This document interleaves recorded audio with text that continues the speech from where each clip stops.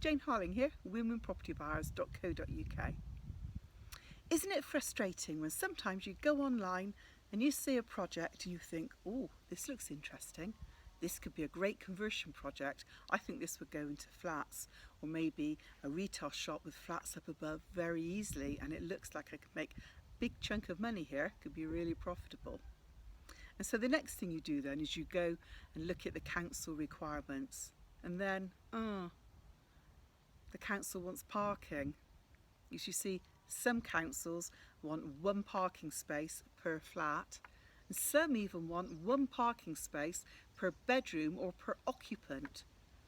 I think, what do I do if there's no parking in this particular project? Does that mean I can't go ahead to discount them before I even start?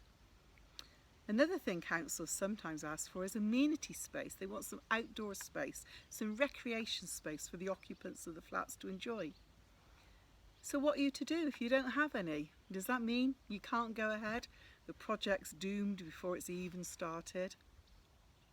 Well, not necessarily, because some of the things we've done quite recently that have been successful in getting through full planning permission, to get over the lack of parking space on site, one thing we do is we take lots of photos of the local streets, the local areas at varying times of the day, and often we're able to demonstrate that actually there's quite a lot of on-street parking, and parking isn't actually a problem, and that the area could benefit from the apartments rather more than it causing a particular problem to the local highways and the local traffic congestion. And another thing we do is that if there's a local car park, maybe in the next street or even next door or over the back or something, we'll draw the planner's attention to that, and we'll say, look, there's ample parking very nearby. Can we use this in our application? And most of the time the councils are very happy to go along with this.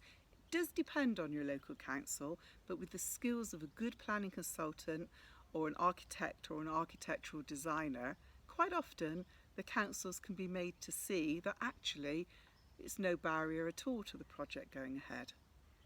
And likewise, recently we had an instance where we had no outdoor space where we could put any nice seating areas, but right opposite was the local park. It had lots of grass and seats and benches and this kind of stuff.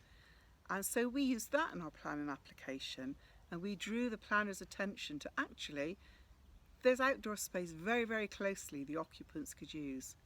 And the council saw that and they said, yeah, absolutely, we don't think that's a barrier after all, and the planning permission all went through. So these are some very simple, small tips. Just a tiny, tiny minutiae of what we cover on our introduction courses. So if you haven't done any projects like this before and you're thinking, well, it's all very well, but I don't really know where to start. I don't really have any money and I'm not sure about working with other people, and I don't really know where to start and where do I get the knowledge and the experience from? Well, we can help you with that, because you see, these projects can be very, very profitable indeed, and even just one of them, the smallest project, can make you more than the national average wage, which is quite amazing really, isn't it?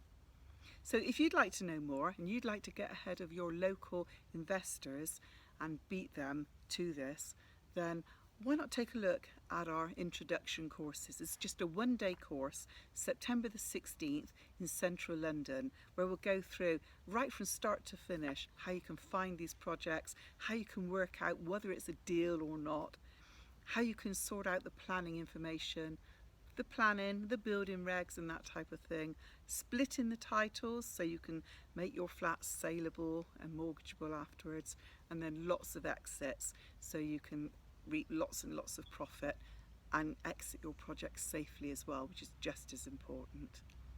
So yeah, it'd be great to see you on the day. The information's further on in the email, but go on www.winwinpropertybuyers.co.uk/courses and take a look for our early booking offer as well, because there's one currently out which can save you well over £100. So it'd be great to see you then. Oh, and look out on Thursday for some more tips on just little things you can do to make sure that your planning application has some chance of success where maybe you thought it wasn't going to happen. Great talking to you today. I'll speak to you on Thursday.